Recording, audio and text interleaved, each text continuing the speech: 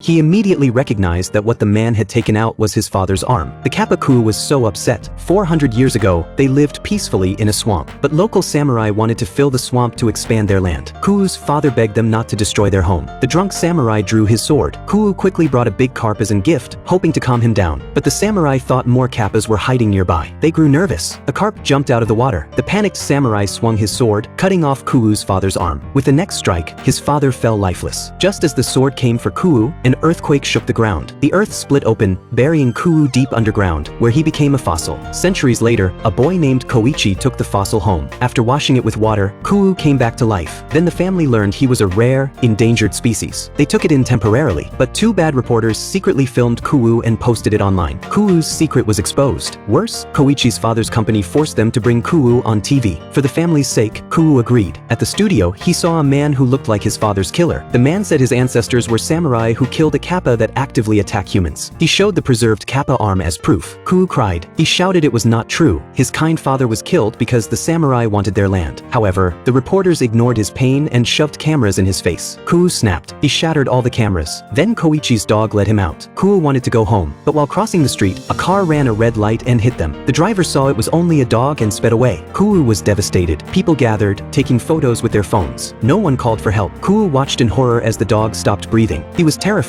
Later, Koichi's family found him again. One day, Kuu received a letter inviting him to live together. He knew it wasn't written by a human. It had to be from someone who knew about his kind. Not wanting to trouble Koichi's family anymore, Kuu decided to go. On his last night, they took a family photo together. A few days later, Kuu arrived in Okinawa. The letter was from a yokai disguised as a human. He had seen Kuu's story on TV and worried for him. He said the city was no place for a kappa. That's why he invited him to stay. This gave Kuu hope. If one kappa could hide among humans, maybe others did too. He believed that as long as he never gave up, one day he would find them.